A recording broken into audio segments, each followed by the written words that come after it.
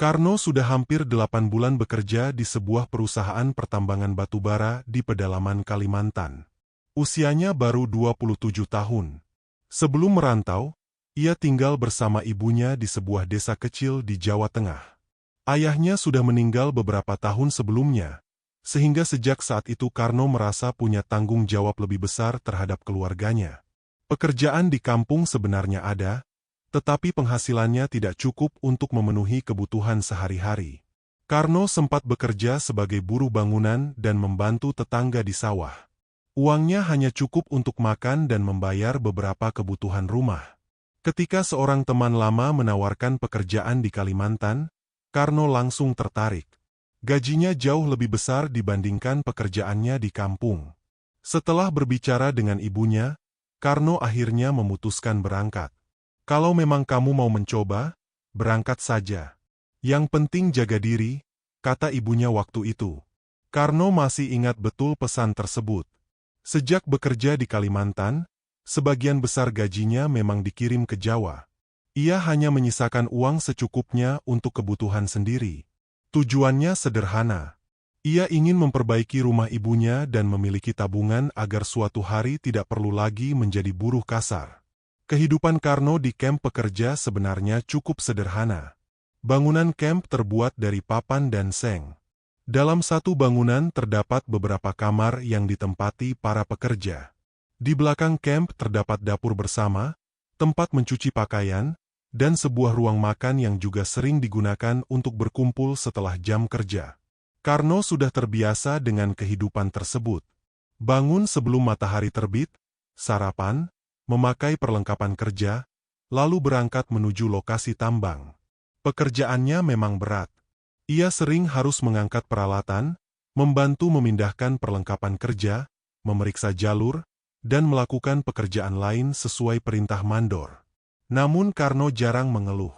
Bagi dia, selama tubuh masih kuat dan gaji tetap diterima setiap bulan, pekerjaan itu harus dijalani dengan sungguh-sungguh. Salah satu orang yang cukup dekat dengannya adalah seorang pekerja senior bernama Pak Darman. Usianya sekitar 50 tahun dan sudah bekerja di kawasan tersebut selama belasan tahun. Pak Darman sering menjadi tempat bertanya para pekerja baru. Suatu malam, ketika beberapa pekerja sedang makan di ruang bersama, pembicaraan mereka tiba-tiba membahas kawasan hutan di belakang tambang. Kalau kalian dapat tugas ke bagian utara, jangan coba-coba lewat jalan lama, kata Pak Darman. Salah seorang pekerja baru bertanya, jalan lama yang mana, Pak? Yang melewati belakang bukit kecil itu. Dulu memang jalan utama, sebelum jalurnya dipindahkan. Karno yang sedang makan hanya mendengarkan. Pak Darman kemudian menjelaskan bahwa jalan tersebut sudah jarang digunakan. Selain kondisinya rusak, beberapa pekerja pernah mengaku tersesat ketika melewati jalur itu. Kalau sudah sore, lebih baik jangan lewat sana, lanjutnya. Seorang pekerja lain tertawa. Memangnya kenapa, Pak? Ada harimau? Pak Darman tidak ikut tertawa. Bukan cuma soal binatang. Pokoknya kalau tidak perlu, jangan lewat. Karno hanya tersenyum kecil. Baginya, cerita seperti itu memang sering muncul di daerah yang masih banyak hutannya. Ia tidak menganggap Pak Darman berbohong, tetapi ia merasa mungkin ada alasan lain yang membuat jalan tersebut berbahaya. Sejak saat itu, Karno beberapa kali mendengar cerita serupa dari pekerja lama. Ada yang mengatakan pernah mendengar suara orang memanggil dari dalam hutan. Ada yang mengaku melihat lampu seperti lampu rumah dari kejauhan. Tetapi ketika didatangi tidak menemukan apapun. Karno memilih tidak ikut membahasnya. Ia lebih percaya pada hal-hal yang bisa dilihat dan dijelaskan. Hari itu, Karno mendapat tugas dari mandor untuk mengantarkan beberapa peralatan ke salah satu titik kerja yang letaknya cukup jauh dari kamp. Karno, tolong antar barang ini ke lokasi 3. Sekalian bawa catatan ini. Setelah selesai langsung kembali, kata mandor. Karno memeriksa barang-barang tersebut. Siap, Pak. Perjalanan menuju lokasi 3 membutuhkan waktu cukup lama. Karno menggunakan kendaraan pengangkut kecil yang biasa dipakai untuk membawa perlengkapan. Sesampainya di lokasi, ia membantu pekerja lain menurunkan barang. Pekerjaan ternyata tidak selesai secepat yang diperkirakan. Ada beberapa peralatan yang harus diperiksa kembali. Karno juga diminta menunggu sampai semuanya selesai. Ketika akhirnya pekerjaan beres, matahari sudah mulai turun. Karno melihat jam tangannya. Sudah hampir 4:30. Ia langsung bersiap kembali. Salah seorang pekerja yang berada di lokasi menepuk bahunya. "Jangan lama-lama di jalan. Sebentar lagi gelap." Karno mengangguk. "Tenang. Saya langsung ke camp." Ia menjalankan kendaraan mengikuti jalur utama. Namun beberapa ratus meter. Kemudian, ia melihat jalur tanah lain di sebelah kanan. Jalur tersebut terlihat lebih pendek. Karno memperlambat kendaraan. Ia ingat pernah mendengar bahwa jalan itu merupakan jalur lama. Tetapi ia juga melihat bahwa jalur tersebut masih cukup jelas untuk dilewati. Karno berpikir sebentar. Kalau melalui jalan utama, ia harus memutar cukup jauh. Kalau lewat jalur lama, kemungkinan ia bisa sampai camp lebih cepat. Ia melihat ke arah langit. Matahari memang mulai rendah, tetapi hari masih cukup terang. Sebentar juga sampai, gumamnya. Akhirnya Karno membelokkan kendaraannya ke jalan tanah tersebut. Awalnya tidak ada yang aneh. Jalur itu hanya lebih sempit dan dipenuhi akar pohon. Beberapa bagian bahkan membuat kendaraan harus berjalan pelan. Karno tetap melanjutkan perjalanan. 5 menit berlalu. 10 menit. Lalu suasana mulai berubah. Karno tidak lagi melihat bekas kendaraan tambang. Tidak ada suara mesin. Tidak ada suara pekerja. Bahkan suara burung yang sejak tadi terdengar mulai menghilang. Karno memperlambat kendaraan. Ia melihat ke kiri dan kanan. Pepohonan di sekelilingnya terlihat semakin rapat. Jalan di depannya juga mulai sulit dikenali. Karno mulai merasa tidak nyaman. Ia mengambil telepon dari saku dan mencoba menghubungi camp. Tidak ada sinyal. "Jangan sampai begini," katanya pelan. Karno kemudian memutuskan untuk berbalik. Ia memutar kendaraannya di tempat yang agak luas. Namun setelah beberapa meter berjalan, ia merasa ada yang tidak beres. Jalan yang tadi dilewatinya terlihat berbeda. Pohon besar yang sebelumnya berada di sebelah kiri kini tidak terlihat. Karno menghentikan kendaraan. Ia turun dan melihat sekeliling. Tidak ada tanda-tanda bahwa tempat itu pernah dilewati kendaraan tambang. Karno mulai berpikir mungkin ia salah mengambil persimpangan. Ia kembali naik dan memilih melanjutkan perjalanan sambil mencari jalan utama. Beberapa menit kemudian, hari semakin gelap. Cahaya matahari yang tadi masih terlihat di antara pepohonan mulai hilang. Karno menyalakan lampu kendaraan. Sorot lampu hanya menerangi jalan beberapa meter di depannya. Ia mulai gelisah. Baru kali ini selama bekerja di Kalimantan ia merasa benar-benar tidak tahu sedang berada di mana. Karno berhenti sekali lagi. Ia mematikan mesin dan mencoba mendengarkan keadaan sekitar. Tidak ada suara kendaraan. Tidak ada suara orang. Hanya terdengar suara mesin kendaraan yang baru saja dimatikannya. Karno teringat ucapan Pak Darman beberapa waktu lalu. Kalau sudah sore, lebih baik jangan lewat sana. Untuk pertama kalinya, Karno mulai menyesal karena tidak menghiraukan nasihat tersebut. Ia segera menyalakan mesin dan mencoba mencari jalan keluar. Tetapi setelah beberapa saat, ia justru melihat sesuatu di kejauhan. Di antara pepohonan tampak cahaya kekuningan seperti lampu rumah. Karno memperhatikan dengan saksama. Ada lebih dari satu cahaya. Jangan-jangan ada kampung, pikirnya. Rasa lega mulai muncul. Kalau memang ada rumah warga, ia bisa meminta bantuan atau setidaknya mencari arah menuju jalan utama. Karno pun mengarahkan kendaraan menuju cahaya tersebut. Ia belum tahu bahwa apa yang terlihat seperti sebuah kampung itu justru akan menjadi awal dari kejadian yang tidak pernah ia bayangkan sebelumnya. Karno terus mengarahkan kendaraannya menuju cahaya yang terlihat di antara pepohonan. Setelah beberapa menit, jalan tanah yang semula sempit mulai melebar. Ia juga mulai melihat beberapa bekas roda di permukaan tanah. Karno merasa sedikit lega. Berarti ada orang yang lewat sini, pikirnya. Ia menambah kecepatan, meskipun tetap berhati-hati karena kondisi jalan semakin gelap. Tidak lama kemudian, cahaya yang dilihatnya semakin jelas.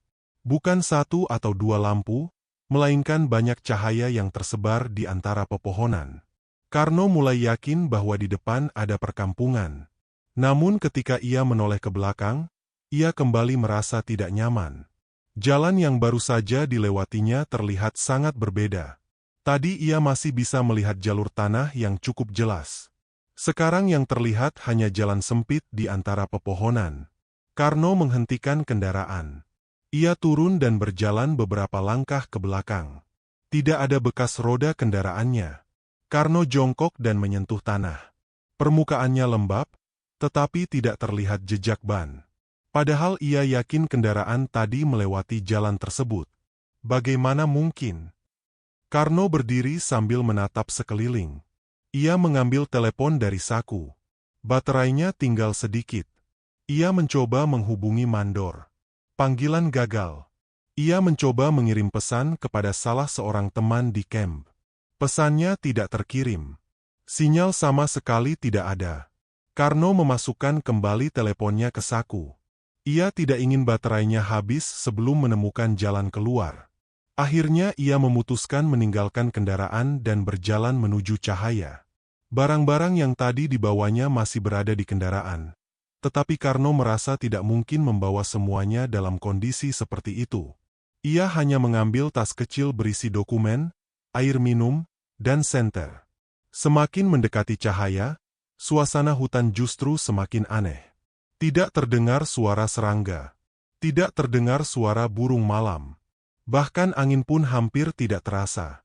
Karno beberapa kali berhenti untuk memastikan dirinya tidak salah arah. Di depan, pepohonan mulai jarang. Kemudian ia melihat sebuah rumah kayu. Rumah itu berdiri di atas tiang dengan teras lebar di bagian depan. Karno langsung merasa lega. Syukurlah. Ia mempercepat langkah. Setelah rumah pertama, muncul rumah kedua, ketiga, lalu semakin banyak. Ternyata di balik hutan tersebut memang terdapat sebuah kampung. Karno berdiri di tepi jalan sambil memperhatikan keadaan. Kampung itu terlihat seperti perkampungan yang sudah sangat lama. Rumah-rumah hampir semuanya terbuat dari kayu. Sebagian memakai dinding papan, sebagian lagi menggunakan anyaman bambu. Lampu minyak tergantung di depan rumah. Tidak terlihat tiang listrik. Tidak ada kabel. Tidak ada motor. Tidak ada mobil. Karno sempat berpikir mungkin dirinya menemukan kampung yang sangat terpencil. Ia kemudian berjalan menuju rumah terdekat. Seorang lelaki tua yang sedang duduk di teras langsung menoleh. Bukannya bertanya siapa Karno, lelaki tersebut malah berkata, "Sudah datang juga." Karno berhenti. "Maksud Bapak?" Lelaki itu tersenyum kecil. "Kamu dari arah hutan, kan?" "Iya, Pak. Saya tersesat. Saya kerja di pertambangan. Bisa minta tolong?" Lelaki itu berdiri. "Masuk dulu. Kamu pasti capek." Karno merasa sedikit lega karena akhirnya menemukan seseorang yang bisa diajak berbicara. Ia masuk ke teras, tetapi sebelum duduk, beberapa orang keluar dari rumah di seberang jalan. Mereka memperhatikan Karno. Tidak ada yang bertanya. Tidak ada yang terlihat kaget. Mereka hanya memandangnya dengan wajah datar. Karno merasa aneh. Seorang perempuan tua berjalan mendekat. "Kamu Karno?" Karno langsung terdiam. "Iya. Kok ibu tahu nama saya?" Perempuan itu hanya tersenyum. "Sudah ditunggu dari sore." Jantung Karno terasa berdegup lebih cepat. "Ditunggu siapa, Bu?" Tidak ada jawaban. Perempuan itu justru menyuruhnya masuk ke rumah. Karno menolak dengan halus. "Saya sebenarnya cuma mau mencari jalan kembali ke tempat kerja. Kalau ibu tahu arah pertambangan, saya mau minta tolong ditunjukkan." Perempuan tersebut memandang lelaki tua di teras. Lelaki itu kemudian berkata, "Sudah malam. Besok saja pulang." "Tapi saya harus kembali sekarang, Pak. Teman-teman saya pasti mencari." "Besok." Jawabannya singkat. Karno kembali bertanya tentang arah menuju jalan besar. Lelaki itu menunjuk ke sebuah jalan di ujung kampung. Ikuti jalan itu. Besok pagi kamu akan menemukan jalan keluar. Karno mengangguk. Ia sebenarnya ingin segera pergi, tetapi kondisi sudah terlalu gelap. Akhirnya lelaki tersebut menawarkan sebuah ruangan kecil untuk beristirahat. Karno menerima karena tidak punya pilihan lain. Sebelum masuk, ia kembali memperhatikan warga kampung. Ada sesuatu yang membuatnya semakin tidak nyaman.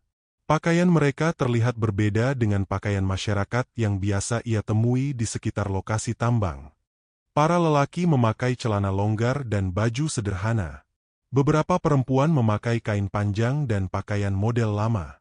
Karno juga tidak melihat seorang pun menggunakan telepon. Tidak ada radio. Tidak ada televisi. Tidak ada peralatan modern. Ia sempat berpikir mungkin kampung itu benar-benar sangat terpencil. Tetapi satu hal tetap mengganggunya. Kenapa semua orang seperti sudah tahu kedatangannya? Karno masuk ke ruangan yang diberikan kepadanya. Di dalam hanya ada tikar, meja kayu kecil, dan lampu minyak. Ia duduk sambil memeriksa telepon. Baterainya tinggal 7%. Karno mencoba sekali lagi mencari sinyal. Tidak ada. Ia membuka galeri dan melihat foto ibunya. Rasa khawatir langsung muncul. Maaf, Bu. Saya belum bisa kasih kabar. Karno kemudian berbaring. Ia berusaha tidur, tetapi pikirannya terus berjalan. Sekitar tengah malam, ia mendengar suara langkah kaki di luar. Tok, tok, tok. Karno membuka mata. Ia duduk perlahan. Suara langkah itu berhenti tepat di depan pintu. Kemudian terdengar suara seseorang. Karno. Tubuh Karno langsung kaku. Suara itu terdengar seperti suara laki-laki. Karno tidak menjawab. Beberapa detik kemudian suara tersebut terdengar lagi. Karno. Kali ini lebih dekat. Karno mengambil senter dan berdiri. Ia berjalan perlahan menuju jendela kecil. Dari celah papan, ia mengintip keluar. Di jalan depan rumah, terdapat beberapa orang. Mereka berdiri berjajar. Diam. Tidak bergerak. Karno mengenali beberapa wajah yang tadi menyambutnya. Namun ada sesuatu yang aneh. Lampu minyak yang tergantung di depan rumah menerangi tubuh mereka. Karno melihat tanah di bawah kaki mereka. Tidak ada bayangan. Karno menggosok matanya. Ia melihat lagi. Tetap tidak ada. Salah seorang dari mereka perlahan mengangkat kepala. Tatapannya langsung mengarah ke jendela tempat Karno berdiri. Karno buru-buru menjauh. Napasnya mulai tidak teratur. Ia baru sadar bahwa sejak datang ke kampung itu, tidak seorang pun benar-benar menanyakan dari mana ia berasal. Tidak ada yang bertanya nama perusahaan tempatnya bekerja. Mereka hanya seperti sudah mengetahui semuanya. Karno memutuskan tidak bisa terus berada di sana. Ia mengambil tasnya, membuka pintu belakang rumah, lalu keluar tanpa memberitahu siapapun. Ia berjalan cepat melewati rumah-rumah. Jalan yang tadi ditunjukkan kepadanya terlihat jelas. Karno terus berjalan. 10 menit kemudian, ia melihat sebuah persimpangan. Ia memilih jalan sebelah kiri. Beberapa menit kemudian, ia menemukan rumah dengan teras yang sama. Karno berhenti. Ia merasa salah jalan. Ia berbalik dan memilih jalan kanan. Namun setelah berjalan cukup jauh, rumah yang sama kembali muncul. Kali ini Karno mulai panik. Ia mencoba jalan yang berbeda. Hasilnya tetap sama. Kemanapun ia pergi, ia selalu kembali ke rumah tempat dirinya pertama kali datang. Karno berdiri di tengah jalan dengan wajah pucat. Dari kejauhan, terdengar suara perempuan tua. Karno. Ia menoleh sedikit. Kemudian suara lain menyusul dari arah berbeda. Karno. Karno langsung menutup telinganya. Ia tidak berani menjawab. Saat itulah ia sadar bahwa tempat tersebut bukan sekadar kampung terpencil. Ada sesuatu yang salah dengan kampung itu. Dan yang lebih membuatnya takut, ia tidak tahu bagaimana caranya keluar. Karno masih berdiri di tengah jalan kampung dengan napas yang tidak beraturan. Beberapa menit sebelumnya ia sudah mencoba berbagai arah, tetapi hasilnya selalu sama. Jalan yang dipilihnya seperti berputar dan membawanya kembali ke tempat semula. Ia tidak berani lagi berjalan sembarangan. Suara orang memanggil namanya masih terdengar dari beberapa arah. Karno. Suara itu kadang terdengar seperti berasal dari belakang rumah, kadang dari ujung jalan, kadang seperti berada sangat dekat dengan telinganya. Karno memilih diam. Ia tidak menjawab sedikit pun. Ia kemudian melihat ke arah ujung kampung. Di sana terdapat jalan kecil yang belum pernah dilaluinya. Rumah-rumah di bagian itu terlihat lebih jarang dibandingkan bagian tengah kampung. Karno berpikir mungkin jalan tersebut bisa membawanya keluar. Ia berjalan perlahan. Tidak ada warga yang menghalangi. Semakin jauh, rumah-rumah semakin sedikit. Jalan tanah mulai dipenuhi rumput liar. Di ujung jalan terdapat sebuah rumah kayu yang terlihat jauh lebih tua dibandingkan rumah lainnya. Dindingnya sudah kusam. Beberapa bagian atap terlihat rusak. Di depan rumah terdapat bangku panjang dan sebuah sumur tua. Karno berhenti beberapa meter dari rumah tersebut. Ia tidak tahu kenapa, tetapi tempat itu terasa berbeda dari bagian kampung lainnya. Belum sempat ia memutuskan untuk pergi, pintu rumah terbuka. Seorang lelaki tua keluar. Usianya mungkin sekitar 70 tahun. Tubuhnya kurus, tetapi masih terlihat tegap. Ia memakai celana panjang gelap, baju lengan panjang sederhana, dan kain yang dililitkan di pinggang. Lelaki itu menatap Karno cukup lama. "Kamu Karno?" Karno terkejut. "Iya, Pak." Lelaki tua itu mengangguk. "Masuk." Karno tidak langsung bergerak. "Bapak tahu nama saya?" "Tahu." "Siapa Bapak?" Lelaki itu tidak langsung menjawab. "Namaku Lanu. Orang-orang di sini memanggilku Datok Lanu." Karno masih ragu. Datok Lanu kemudian menunjuk bangku di depan rumah. "Duduk dulu. Kamu sudah berjalan cukup jauh." Karno akhirnya duduk. Datok Lanu mengambil sebuah gelas dari dalam rumah dan memberikan air putih. Karno hampir menerimanya, tetapi kemudian teringat kejadian sebelumnya. Ia tidak tahu apakah air tersebut aman. Datok Lanu seperti memahami keraguannya. "Air ini dari sumur rumahku. Kalau kamu tidak mau, tidak usah." Karno menggeleng. "Bukan begitu, Pak. Saya cuma takut." "Bagus kalau kamu masih takut. Rasa takut kadang membuat orang lebih hati-hati." Karno menatap lelaki tua itu.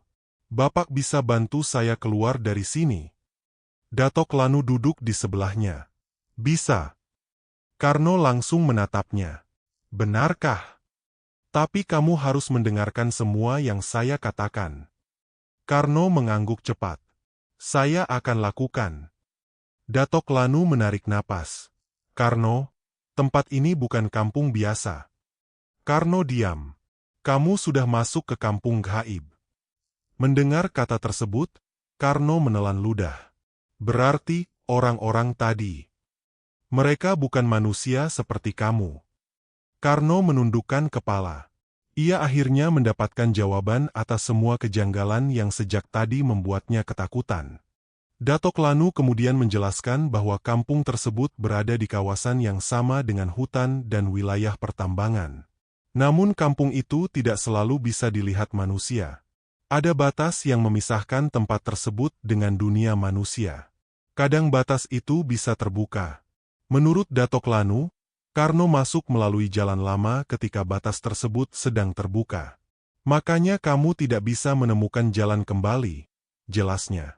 "Lalu kenapa saya bisa melihat kampung ini?" "Karena kamu sudah melewati batasnya." Karno mengusap wajah. Ia masih sulit menerima semuanya. "Pak, saya cuma mau pulang ke camp. Teman-teman saya pasti sudah mencari." Datok Lanu mengangguk. "Itu sebabnya saya akan mengantarmu." Karno merasa sedikit lega. Namun sebelum berangkat, Datok Lanu memberikan beberapa aturan. Pertama, jangan pernah menjawab kalau ada yang memanggil namamu dari belakang. Karno mengangguk. "Siapapun yang memanggil." Siapapun. Kalau suara ibu saya. Termasuk suara ibumu. Karno terdiam. Datok Lanu melanjutkan. Kedua, jangan menerima makanan atau minuman dari siapapun yang tinggal di kampung ini. Baik. Ketiga, selama perjalanan jangan pernah mengatakan bahwa kamu ingin tinggal di sini. Karno mengerutkan dahi. Kenapa? Karena ucapan manusia bisa dianggap sebagai persetujuan. Sekali kamu mengatakan ingin tinggal, mereka bisa menganggap kamu sudah memilih tempat ini. Karno langsung mengangguk. Yang terakhir, jangan menoleh sebelum kita melewati batas hutan. Kalau ada apa-apa di belakang saya, jangan pedulikan. Datok Lanu berdiri. Kita harus pergi sebelum fajar. Karno mengikuti. Mereka keluar melalui sisi belakang rumah dan masuk ke jalan kecil yang melewati semak-semak. Karno berjalan tepat di belakang Datok Lanu. Tidak lama kemudian suara dari kampung mulai terdengar. Awalnya hanya suara langkah kaki. Lalu terdengar suara beberapa orang berbicara. Datok Lanu tetap berjalan. Jangan berhenti, katanya. Karno mengangguk. Mereka terus masuk ke dalam hutan. Beberapa menit kemudian terdengar suara laki-laki dari belakang. Karno. Karno langsung mengenali suara itu. Itu suara salah seorang temannya di camp. Ia hampir menoleh. Datok Lanu langsung berkata, "Jangan." Karno menahan diri. Suara tersebut kembali terdengar. "Karno, tunggu." Karno mengepalkan tangan. Ia ingin memastikan apakah benar temannya sedang mencari dirinya. Namun ia teringat pesan Datok Lanu.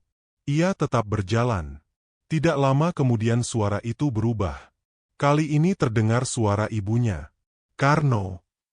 Langkah Karno langsung melambat. "Ibu di sini?" Mata Karno mulai berkaca-kaca. Sudah berbulan-bulan ia tidak bertemu ibunya. Mendengar suara tersebut membuatnya ingin sekali menoleh. "Ibu menunggu kamu." Karno hampir membalikkan badan. Datok Lanu langsung memegang lengannya. "Jangan percaya." Karno menarik napas panjang. "Itu bukan ibu kamu." Suara tersebut semakin jelas. "Karno, pulanglah." Karno menutup telinganya. Ia terus berjalan. Beberapa saat kemudian suara ibunya berubah menjadi suara mandor. "Karno, berhenti." Lalu berubah lagi menjadi suara teman-teman pekerja. "Karno, kami mencari kamu." Suara-suara tersebut datang dari berbagai arah. Karno semakin takut. Namun Datok Lanu tidak pernah berhenti. Mereka terus berjalan sampai akhirnya pepohonan mulai sedikit terbuka. Di kejauhan terlihat jalan tanah yang lebih lebar. Datok Lanu menunjuk ke depan. "Itu batasnya." Karno merasa lega. Ia mempercepat langkah. Tetapi baru beberapa meter berjalan, udara di depan mereka tiba-tiba berubah. Kabut putih muncul dari tanah. Awalnya tipis, lalu semakin tebal. Dalam hitungan detik, jalan yang tadi terlihat jelas tertutup seluruhnya. Datok Lanu berhenti. Karno ikut berhenti. "Bapak." Datok Lanu menatap kabut tersebut dengan wajah serius. "Kita terlambat." "Apa maksudnya?" "Batasnya sudah ditutup." Karno melihat ke depan dengan panik. Dari belakang mereka terdengar suara langkah kaki yang semakin banyak. Datok Lanu menggenggam tongkat kayunya. "Jangan bergerak dari tempatmu." Karno menelan ludah. Ia mulai mendengar suara orang-orang dari balik pepohonan. Mereka semakin dekat. Dan kali ini, suara yang memanggilnya bukan lagi suara ibunya atau teman-temannya. Suara itu terdengar berat dan asing. "Karno." Datok Lanu menatap ke arah hutan. Wajahnya berubah tegang. "Jangan jawab." Kabut di depan mereka semakin tebal. Jalan keluar yang tadi terlihat jelas kini benar-benar hilang. Karno sadar bahwa mereka belum berhasil keluar. Mereka justru sudah berada di tempat yang paling berbahaya. Karno berdiri beberapa langkah di belakang Datok Lanu. Kabut yang muncul di depan mereka semakin tebal. Jarak pandang hanya beberapa meter. Pohon-pohon di sekitar mereka mulai terlihat samar. Karno menelan ludah. "Pak, sekarang bagaimana?" Datok Lanu tidak langsung menjawab. Ia memperhatikan kabut di depan dengan wajah serius. "Mereka sudah tahu kita mau keluar." "Mereka siapa?" "Penghuni kampung itu." Karno menoleh sedikit ke arah belakang, tetapi Datok Lanu langsung memperingatkan. "Jangan lihat ke belakang." Karno kembali menghadap ke depan. Dari balik kabut terdengar suara langkah kaki. Jumlahnya semakin banyak. Ada suara ranting patah, suara orang berjalan, dan sesekali terdengar suara seperti seseorang sedang berbisik. Karno semakin gelisah. "Kita harus menunggu sampai kabutnya hilang. Kalau kita menunggu, mereka akan datang lebih dulu." Datok Lanu mengambil sesuatu dari saku bajunya. Benda itu berupa kain kecil yang sudah terlihat tua. Ia menggenggamnya sambil membaca sesuatu dengan suara pelan. Tidak lama kemudian suara-suara di belakang mereka berhenti. Suasana menjadi sangat sunyi. Karno merasa sedikit lega. Namun tiba-tiba terdengar suara seorang laki-laki dari arah depan. "Karno." Suara itu berbeda dari suara-suara sebelumnya. Lebih berat dan terdengar sangat jelas. Karno diam. Suara tersebut kembali terdengar. "Kenapa kamu mau pergi?" Karno tidak menjawab. Datok Lanu berdiri di sampingnya. "Jangan dengarkan." "Tapi dia tahu nama saya. Dia tahu semuanya tentang kamu." Kabut perlahan bergerak. Di antara pepohonan terlihat seorang lelaki berdiri. Tubuhnya tinggi dan mengenakan pakaian hitam. Wajahnya tidak terlalu jelas karena tertutup bayangan. Ia berdiri beberapa meter di depan mereka. Karno mundur selangkah. "Siapa itu?" Datok Lanu menjawab pelan. "Penguasa kampung." Lelaki tersebut kemudian berbicara. "Kamu tidak perlu kembali, Karno." Karno diam. "Kamu bisa tinggal di sini." Lelaki itu melangkah maju. "Kamu akan mendapatkan rumah." Karno mulai merasa pikirannya terganggu. "Kamu juga tidak perlu bekerja keras seperti di tempatmu sekarang." Kalimat itu membuat Karno teringat pekerjaannya. Setiap hari ia harus bekerja keras untuk mendapatkan uang. Lelaki itu melanjutkan. "Di sini kamu bisa mendapatkan apa yang kamu inginkan." Karno terdiam. Pikirannya mulai membayangkan kehidupan yang lebih mudah. Ia membayangkan ibunya tidak perlu lagi memikirkan biaya hidup. Rumah mereka bisa diperbaiki. Ia bisa membawa uang dalam jumlah banyak. Tidak perlu lagi bekerja dari pagi sampai sore di lokasi tambang. Lelaki tersebut seolah mengetahui apa yang ada di pikirannya. "Kamu ingin membantu ibumu, bukan?" Karno langsung menatapnya. "Bagaimana kamu tahu?" "Kami tahu semua tentang orang yang masuk ke sini." Datok Lanu segera berdiri di depan Karno. "Jangan percaya." Lelaki itu tertawa kecil. "Kenapa kamu masih mengganggu urusan kami, Lanu?" Karno menatap Datok Lanu. Ternyata penguasa kampung tersebut mengenalnya. Datok Lanu tidak menjawab. Lelaki itu kemudian berkata, "Kamu sendiri dulu pernah memilih tinggal." Datok Lanu akhirnya menatapnya. "Itu dulu. Kamu pernah menikmati tempat ini." "Aku pernah tersesat. Bukan berarti aku memilih menjadi bagian dari kalian." Karno semakin bingung. Datok Lanu kemudian menjelaskan bahwa bertahun-tahun lalu, ketika kawasan tersebut masih berupa hutan lebat dan belum banyak tersentuh manusia, ia pernah tersesat di tempat yang sama. Saat itu Datok Lanu masih muda. Ia masuk ke hutan untuk mencari kayu dan tidak pernah menemukan jalan pulang. Ia akhirnya sampai di kampung tersebut. Sama seperti Karno, ia juga ditawari kehidupan yang mudah. Namun Datok Lanu menyadari bahwa kampung itu bukan tempat manusia. Ia berhasil menemukan jalan keluar. Sejak saat itu, ia sering kembali ke sekitar batas kampung untuk membantu orang-orang yang tersesat. "Berarti Bapak sudah sering menolong orang?" Datok Lanu mengangguk. "Kalau ada yang masih bisa diselamatkan, saya bantu." Karno terdiam. Ia baru menyadari bahwa lelaki tua di depannya mungkin sudah menyelamatkan banyak orang tanpa pernah diketahui siapapun di dunia manusia. Penguasa kampung terlihat semakin marah.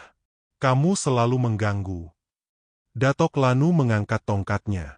Aku hanya membawa manusia kembali ke tempatnya. Tiba-tiba suara teriakan terdengar dari belakang. Karno mendengar banyak langkah kaki. Datok Lanu langsung menarik tangan Karno. Lari! Mereka bergerak menembus hutan. Karno berusaha mengikuti langkah Datok Lanu. Di belakang mereka terdengar suara orang-orang mengejar. Karno sempat melihat bayangan bergerak di antara pohon. Ada yang berlari dengan cepat. Ada yang bergerak seperti melompat.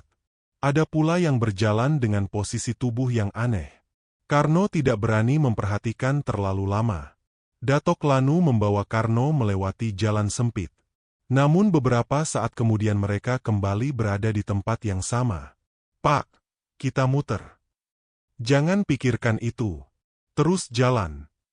Mereka berbelok lagi. Kali ini jalan tersebut terlihat berbeda. Pohon-pohon semakin besar. Tanah menjadi lebih basah. Karno beberapa kali hampir jatuh karena akar pohon yang menonjol. Di belakang mereka suara pengejar semakin dekat. Karno mulai kehabisan tenaga. Saya tidak kuat lagi, Pak. Sedikit lagi. Datok Lanu terus berjalan sampai akhirnya mereka tiba di sebuah pohon besar. Batangnya sangat lebar. 2 orang dewasa mungkin tidak akan cukup untuk memeluknya. Datok Lanu berhenti. Inilah batasnya. Karno melihat ke depan. Tidak ada jalan yang jelas. Hanya hutan gelap. Di mana jalan keluarnya? Ikuti lurus. Datok Lanu menunjuk ke depan. Jangan berhenti. Karno mengangguk. Kalau dengar suara apapun, jangan pedulikan. Kalau suara ibu saya, jangan berhenti. Karno menarik napas. Datok Lanu menepuk bahunya. Percaya pada saya. Karno kemudian berjalan. 1 langkah. 2 langkah. 5 langkah. Suasana semakin sunyi. Lalu dari belakang terdengar suara. Karno. Ia terus berjalan. Karno, tunggu. Ia tetap berjalan. Suara itu berubah. Karno, nak. Langkah Karno mulai melambat. Ia mengenali suara tersebut. Itu suara ibunya. Ibu di sini. Mata Karno mulai berkaca-kaca. Ia hampir berhenti. Namun teringat pesan Datok Lanu. Karno menggigit bibir dan terus berjalan. Karno, jangan tinggalkan ibu. Langkahnya kembali melambat. Datok Lanu berteriak dari belakang. Terus jalan. Karno akhirnya berlari. Di depan terlihat cahaya putih. Ia semakin dekat. Suara ibunya semakin keras. Karno. Namun Karno tidak menoleh. Ia terus berlari sampai akhirnya melewati batas tersebut. Seketika suara-suara di belakangnya hilang. Karno berhenti. Di depannya terlihat jalan tanah yang familiar. Ada bekas roda kendaraan tambang. Ada suara mesin dari kejauhan. Ia tahu dirinya sudah kembali ke dunia manusia. Karno kemudian perlahan menoleh. Datok Lanu masih berdiri jauh di antara pepohonan. Lelaki tua itu tersenyum. Ia mengangkat tangan seperti mengucapkan selamat tinggal. Terima kasih, Pak. Karno baru selesai mengucapkan kalimat itu ketika kabut kembali bergerak. Dalam beberapa detik, tubuh Datok Lanu tertutup kabut. Ketika kabut menghilang, lelaki tua itu sudah tidak terlihat. Karno berdiri sendirian. Tubuhnya sangat lelah. Ia mencoba berjalan menuju suara kendaraan. Namun baru beberapa langkah, pandangannya mulai kabur. Kakinya tidak lagi kuat menopang tubuh. Karno jatuh di pinggir jalan. Sebelum kehilangan kesadaran, ia sempat mendengar suara mesin kendaraan tambang mendekat. Setelah itu semuanya menjadi gelap. Suara mesin kendaraan terdengar semakin dekat. Beberapa lampu sorot bergerak di antara pepohonan. Seorang pekerja yang duduk di kursi depan tiba-tiba melihat sesuatu di pinggir jalan. Stop! Kayaknya ada orang. Kendaraan langsung direm. Dua orang pekerja turun membawa senter. Mereka berjalan mendekati tubuh yang tergeletak di tanah. Ini Karno. Salah seorang langsung mengenalinya. Karno ditemukan dalam keadaan tidak sadarkan diri. Bajunya kotor, sepatu penuh lumpur, dan wajahnya terlihat sangat pucat. Cepat angkat. Mereka segera membawa Karno ke kendaraan. Sebenarnya pencarian terhadap Karno sudah dilakukan sejak malam. Setelah mengetahui bahwa Karno belum kembali ke kamp, Mandor langsung menghubungi beberapa pekerja untuk mencarinya. Mereka sempat mendatangi lokasi terakhir Karno bekerja. Kendaraan yang digunakan Karno juga akhirnya ditemukan. Namun Karno tidak ada di sana. Yang membuat mereka bingung adalah posisi Karno ditemukan. Jaraknya cukup jauh dari jalur yang seharusnya digunakan. Bagaimana dia bisa sampai sini? Tanya seorang pekerja. Tidak ada yang bisa menjawab. Mereka hanya tahu satu hal. Karno seharusnya tidak berada di tempat tersebut. Setelah sampai di kamp, Karno langsung dibaringkan di kamar. Seorang petugas kesehatan memeriksanya. Tidak ada luka serius. Tubuhnya hanya mengalami kelelahan berat dan beberapa bagian kulit terkena goresan. Beberapa jam kemudian, Karno membuka mata. Ia melihat beberapa wajah berdiri di sekelilingnya. Karno, kamu sadar? Karno mencoba duduk. Ini di mana? Camp. Kamu sudah kembali. Karno terdiam. Ia melihat sekeliling ruangan. Kemudian ingatannya perlahan kembali. Hutan. Kampung. Warga tanpa bayangan. Datok Lanu. Karno langsung teringat lelaki tua yang telah menyelamatkannya. Pak, saya mau cerita. Mandor meminta semua orang yang berada di ruangan tidak memotong pembicaraan. Karno kemudian menceritakan semuanya dari awal. Ia menceritakan bagaimana dirinya mengambil jalan lama. Ia menceritakan kampung yang tidak ada di peta. Ia juga menceritakan orang-orang yang menyambutnya seperti sudah mengenalnya. Ketika Karno sampai pada bagian tentang warga yang tidak memiliki bayangan, beberapa pekerja mulai saling memandang. Namun mereka tetap diam. Karno melanjutkan ceritanya tentang Datok Lanu. Ia menjelaskan bagaimana lelaki tua itu membantunya mencari jalan keluar dan memberikan beberapa pantangan. Ketika Karno selesai bercerita, ruangan menjadi sunyi. Tidak ada yang langsung tertawa. Tidak ada yang mengatakan Karno berhalusinasi. Pak Darman yang sejak awal berada di belakang hanya menundukkan kepala. Karno memperhatikannya. Pak Darman tahu sesuatu. Lelaki tua itu menghela napas. Saya sebenarnya berharap kamu tidak pernah melewati jalan itu. Karno terdiam. Pak Darman kemudian menceritakan sesuatu yang selama ini jarang dibicarakan. Beberapa tahun sebelumnya, pernah ada seorang pekerja yang hilang. Namanya Jaya. Saat itu Jaya mendapat tugas memeriksa jalur lama. Ia tidak pernah kembali. Pencarian dilakukan selama beberapa hari. Tim menemukan beberapa barang miliknya, tetapi tubuh Jaya tidak pernah ditemukan. Apakah dia lewat jalan yang sama? Tanya Karno. Pak Darman mengangguk. Katanya begitu. Karno langsung teringat kampung tersebut. Pak, apakah Jaya pernah ditemukan setelah itu? Tidak. Karno terdiam cukup lama.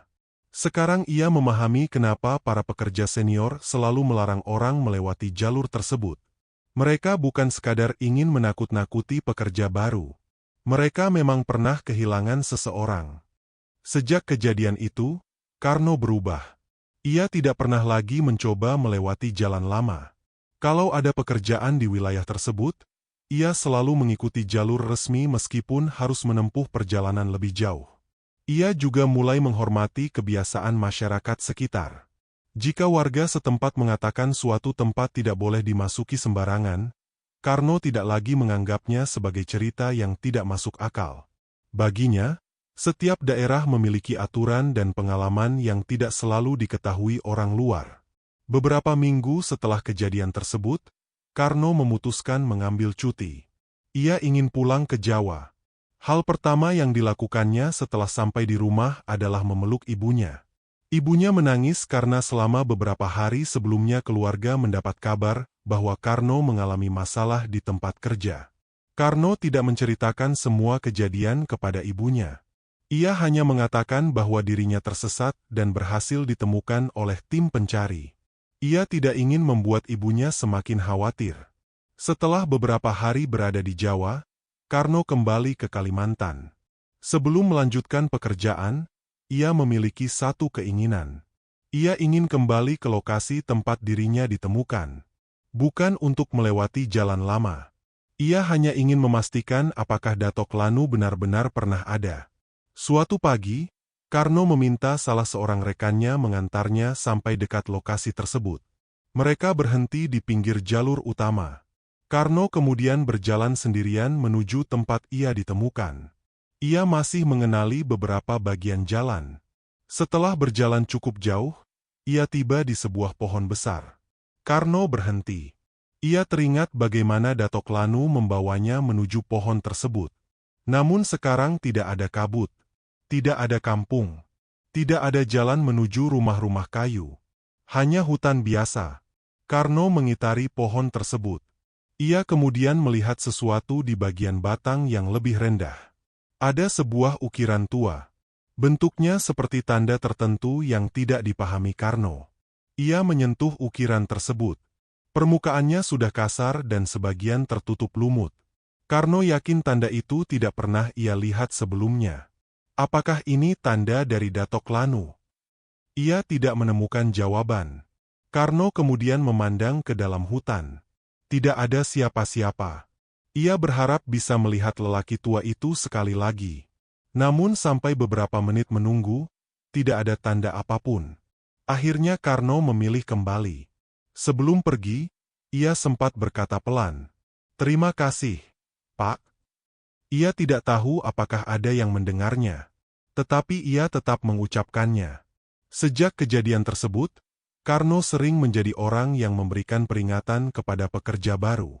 Setiap ada pekerja yang ingin melewati jalur lama, ia selalu mencegahnya. "Kalau tidak ada kepentingan, jangan lewat sana," katanya. Kadang ada yang tertawa. Ada juga yang menganggap Karno terlalu percaya cerita lama. Karno tidak marah. Ia hanya menjawab, "Saya juga dulu berpikir begitu." Kemudian ia menceritakan pengalamannya. Karno tidak pernah mengklaim bahwa semua orang akan mengalami hal yang sama. Ia hanya ingin para pekerja memahami bahwa kawasan hutan di sekitar pertambangan tidak semuanya aman untuk dimasuki sembarangan. Ia juga selalu mengingat Datok Lanu. Sosok lelaki tua itu tetap menjadi misteri bagi Karno. Ia tidak tahu apakah Datok Lanu adalah manusia yang tinggal jauh di dalam hutan, penjaga kawasan tersebut, atau sosok yang memang berasal dari dunia lain. Tetapi satu hal yang diyakini Karno. Kalau bukan karena Datok Lanu, mungkin ia tidak akan pernah kembali. Karno masih bekerja di Kalimantan untuk beberapa waktu setelah kejadian itu. Namun setiap kali melewati jalur utama dekat kawasan tersebut, ia selalu menoleh ke arah hutan dari kejauhan. Ia tidak pernah lagi mencoba mencari kampung itu. Ia tidak ingin tahu di mana letaknya. Baginya, pengalaman tersebut sudah cukup. Kalimantan sangat luas. Hutan di dalamnya menyimpan banyak tempat yang belum tentu dipahami manusia. Karno akhirnya mengerti bahwa tidak semua tempat yang terlihat di depan mata berarti berada dalam wilayah yang sama dengan dunia manusia. Ada batas-batas tertentu yang sebaiknya dihormati. Dan ada perjalanan yang seharusnya tidak pernah dilakukan hanya karena ingin mencari jalan yang lebih cepat. Karno memilih melanjutkan hidupnya dengan satu pesan yang selalu ia ingat. Jangan pernah menganggap remeh tempat yang tidak kita kenal, karena kita tidak pernah tahu apa yang sebenarnya ada di baliknya. Beberapa tahun telah berlalu sejak kejadian yang dialami Karno di kawasan pertambangan batu bara. Karno masih bekerja di Kalimantan. Ia sudah cukup lama mengenal kehidupan di sekitar tambang. Ia juga semakin terbiasa dengan medan hutan dan berbagai aturan tidak tertulis yang selama ini dipegang oleh para pekerja lama serta masyarakat setempat. Namun ada satu tempat yang tidak pernah lagi ia datangi. Jalan lama di belakang kawasan pertambangan. Setiap kali melihat jalur tersebut dari kejauhan, Karno selalu teringat kejadian yang pernah dialaminya. Dulu ia menganggap cerita tentang hutan dan kampung gaib sebagai sesuatu yang berlebihan. Sekarang pandangannya sudah berubah. Karno tidak lagi sembarangan memasuki hutan, apalagi melewati tempat yang sejak awal sudah diperingatkan oleh orang-orang yang lebih mengetahui daerah tersebut. Ia juga selalu mengingat pesan Datok Lanu. Tidak semua tempat harus dicari tahu. Tidak semua jalan harus dilewati. Dan tidak semua hal yang terlihat oleh mata manusia berarti berasal dari dunia manusia. Karno tidak pernah benar-benar bisa melupakan lelaki tua tersebut. Sesekali, ketika ada pekerja baru yang penasaran dengan cerita jalan lama, Karno akan menceritakan pengalamannya. Ia tidak pernah bermaksud menakut-nakuti. Ia hanya ingin pekerja lain tidak melakukan kesalahan yang sama. Kalau kalian tidak punya urusan di sana, jangan coba-coba lewat, kata Karno. Biasanya pekerja baru akan bertanya, "Memangnya pernah terjadi apa, Bang?" Karno kemudian menceritakan semuanya. Tentang bagaimana ia tersesat. Tentang kampung yang tidak pernah ada dalam peta. Tentang warga yang mengetahui namanya. Dan tentang Datok Lanu yang membantunya kembali. Sebagian orang percaya. Sebagian lagi hanya tertawa dan menganggap Karno mengalami halusinasi karena terlalu lelah bekerja. Karno tidak pernah memperdebatkan hal tersebut. Ia hanya mengatakan, "Saya juga dulu tidak percaya." Setelah itu ia membiarkan mereka mengambil kesimpulan sendiri. Bagi Karno, kejadian tersebut sudah memberikan beberapa pelajaran penting. 1. Jangan meremehkan nasihat orang yang lebih berpengalaman. Karno pernah menganggap peringatan para pekerja senior sebagai cerita biasa. Padahal mereka memberikan peringatan berdasarkan pengalaman dan kejadian yang pernah terjadi sebelumnya. Karena mengabaikan nasihat tersebut, Karno akhirnya mengalami sendiri sesuatu yang tidak pernah ia bayangkan. Tidak semua peringatan harus langsung dipercaya secara membabi buta, tetapi tidak ada salahnya berhati-hati ketika orang yang lebih mengenal suatu tempat meminta kita untuk menjauhinya.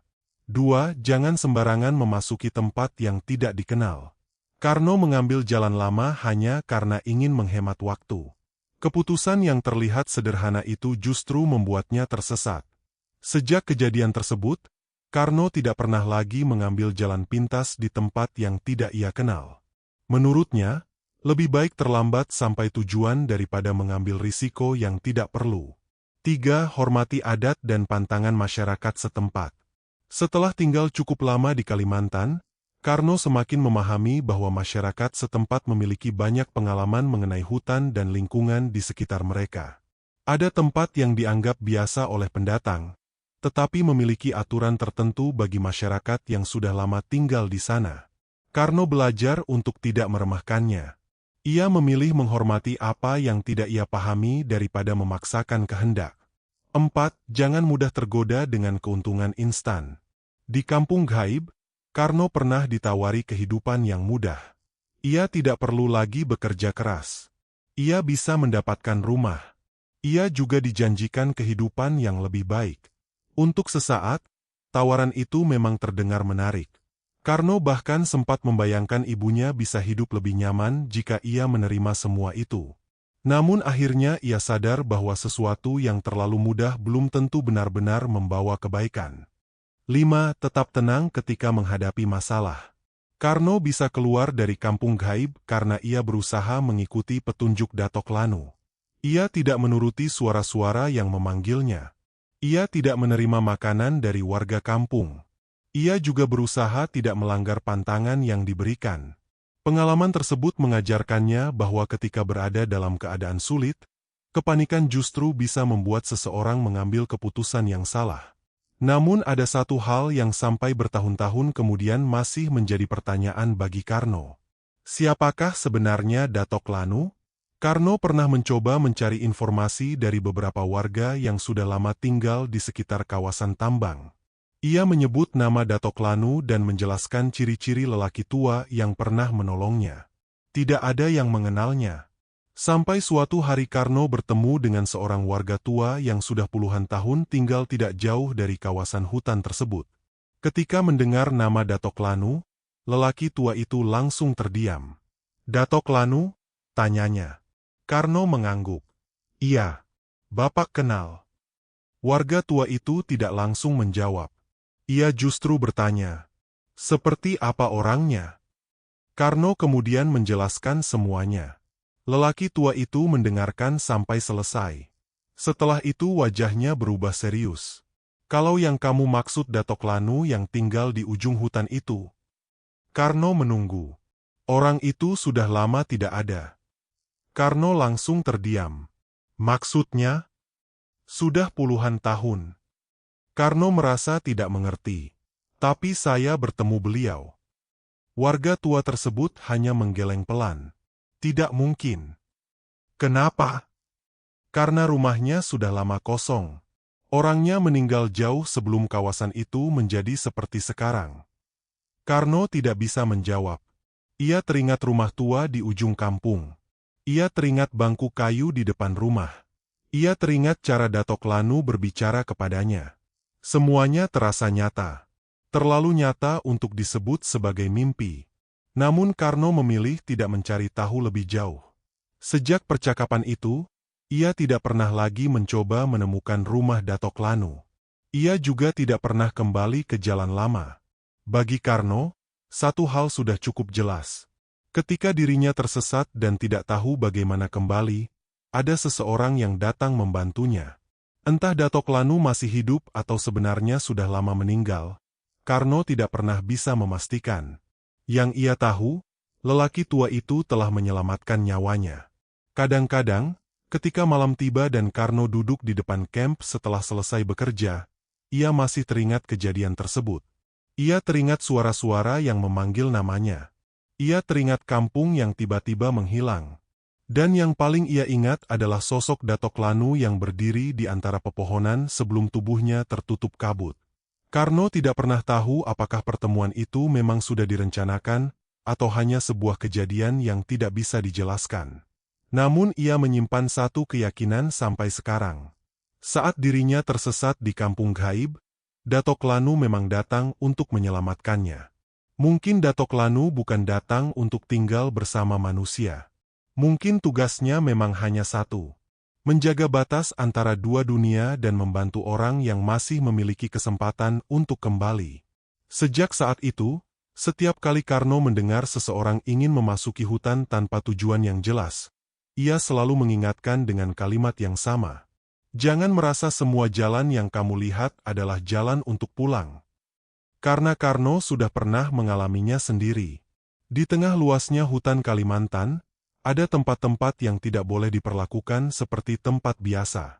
Dan jika suatu hari seseorang menemukan sebuah kampung yang tidak pernah tercatat di peta, lalu seluruh penghuninya seolah sudah menunggu kedatangannya, satu hal yang harus dilakukan adalah berhati-hati. Sebab bisa jadi, orang tersebut bukan sedang menemukan jalan keluar. Ia justru sedang memasuki tempat yang seharusnya tidak pernah ia datangi.